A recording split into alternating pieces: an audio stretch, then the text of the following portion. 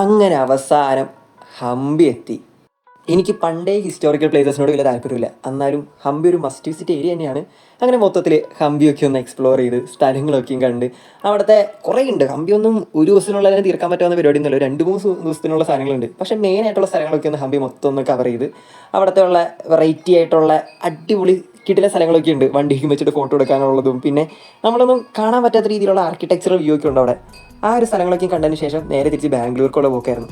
അവിടെ വെച്ചാണ് എൻ്റെ വണ്ടിയുടെ ചെയിനൊന്ന് തെറ്റിയത്. ആ ചെയിൻ തെറ്റി എൻ്റെ ഫ്രണ്ട്സ് പോക്കറ്റിൽ ലോക്കാവുകയും ചെയ്തു. എനിക്ക് കൈയിട്ട് ശരിയാക്കാൻ നോക്കിയിട്ട് പറ്റുന്നുണ്ടായില്ല. അവസാനം തള്ളി തൊട്ടടുത്തുള്ള ടയർ റിപ്പയറിംഗ് ഷോപ്പിലേക്ക് പോയി. പക്ഷേ അവർക്കും ഇത് പണിയാനുള്ള ടൂൾസ് ഒന്നും ഉണ്ടായില്ല. പിന്നെ എൻ്റെ കയ്യിലുള്ള ടൂൾസും അവരുടെ കയ്യിലുള്ള 1-2 ടൂൾസും വെച്ചിട്ട് പണിത് സെറ്റാക്കാൻ നോക്കി. അവസാനം പാതി രാത്രി ആയപ്പോൾ പണിത് കയ്യിൽ മൊത്തം ഗ്രീസാക്കി വണ്ടി ശരിയാക്കി. ആ വണ്ടി ശരിയാക്കുന്ന ഇടയിൽ എൻ്റെ വണ്ടി ഒന്നും മറിഞ്ഞ് വീഴുകയും ചെയ്തു. എൻ്റെ ഹാൻഡ് ഗാർഡ് പൊട്ടുകയും ചെയ്തു. അതൊന്നും നോക്കിയില്ല, പിന്നെ നേരെ ബാംഗ്ലൂർക്കായിരുന്നു. അങ്ങനെ ഗ്രീസുമായ കൈയും വെച്ചിട്ട് നേരെ ബാംഗ്ലൂർക്കൊരു പോക്കായിരുന്നു. അങ്ങനെ ബാംഗ്ലൂരിലെ കസിൻസിൻ്റെ വീട്ടിലേക്ക് നിന്ന് അവിടെ 3-4 കസിൻസുകൾ കളിക്കുന്നുണ്ട്. അപ്പോൾ കസിൻസിൻ്റെ വീട്ടിലൊക്കെ ആയിട്ട് ഇങ്ങനെ സ്റ്റേ ചെയ്തു. അവിടെ മൊത്തത്തിലൊന്ന് ഭക്ഷണമൊക്കെ കഴിച്ച് അവിടെ കുറേ കുട്ടിക്കുസൃതികളായ കുറേ തെരുവ് നായകളൊക്കെ ഉണ്ടായി.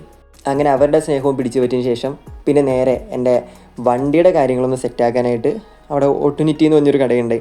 അവിടെ എൻ്റെ ടോപ്പ് ബോക്സിൻ്റെ ഒരു ലോക്ക് ഉണ്ടായി. ആ സംഭവം ഒന്ന് സെറ്റാക്കിയതിന് ശേഷം പിന്നെ എല്ലാ കസിൻസും പിന്നെ അവിടെ കുറേ കൂട്ടുകാരന്മാരുണ്ടായി. അവർക്ക് കുറച്ച് ഫ്രീ ആയിരുന്നു. അങ്ങനെ കുറച്ച് കൂട്ടുകാരന്മാരേക്കും കണ്ട് അതിനുശേഷം നേരെ ബാംഗ്ലൂരിൽ നിന്ന് തിരിച്ച് പോവാണ്.